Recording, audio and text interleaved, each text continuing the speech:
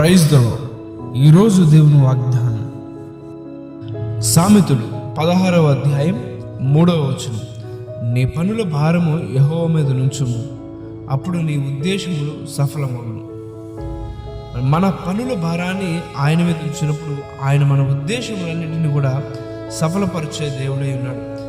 ఈ రోజున అనేకులు వారి వారి పనులు వారి వారి భారాలతో అలసిపోతూ ఉన్నారు. మోయలేని బ్రతుకు భారాన్ని మోస్తూ పాప భారంతో కొంతమంది నలిగిపోతూ సమస్యలిపోతూ ఉంటున్న వారు ఉన్నారు. అయితే దేవుడు చెప్తున్నటువంటి మాట, ప్రయాసపడి భారం మోసుకొనుచున్న సమస్త జనులారా నా యొద్దకు రండి, నేను మీకు విశ్రాంతిని కలగజేతునని మత్తయి సువార్త 11వ అధ్యాయం 28వ వచనంలో ఆయన సెలవిస్తూ ఉన్నాడు.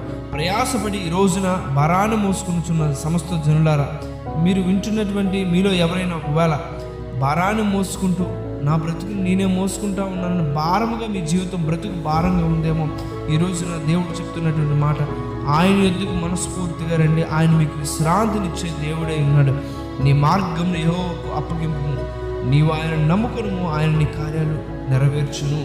ఆయనకి మనం ఎప్పుడైతే అప్పగించి నిశ్చింతగా ఉంటామో ఆయన మన పనుల భారాలన్నింటినీ తొలగించి మన పనులన్నింటినీ సఫలపరిచి ఉద్దేశంలో మన ఆలోచనలన్నింటినీ సఫలపరిచే దేవుడైనాడు. అదేవిధంగా దానియేలు గ్రంథంలో చూసుకున్నట్లయితే దానియేలు కూడా తన ప్రతి ఒక్క విషయంలో కూడా తనకు ఎదుర్కొంటున్నటువంటి ప్రతి సమస్యలో కూడా తన భారాన్ని ఆయన మీద వేస్తూ నిశ్చింతగా ఉన్నప్పుడు దానియేలు యొక్క కార్యాలన్నింటినీ కూడా ఆయన ఉద్దేశములన్నింటినీ కూడా ఆయన దేవుడే సఫలపరుస్తూ ప్రతి ఒక్క విషయంలో కూడా సింహాల బోన్లో వేసినప్పుడు కూడా దానియేలును రక్షించి కాపాడాడు. అదేవిధంగా షడ్రక్, మేషక్, అబేద్నెగో కూడా అగ్నిగుండంలో వేయబడినప్పుడు వారు కూడా వారి భారాన్ని దేవుని మీద మోపినప్పుడు ఆయనే వారిని అగ్నిగుండంలో నుంచి రక్షించగలిగాడు.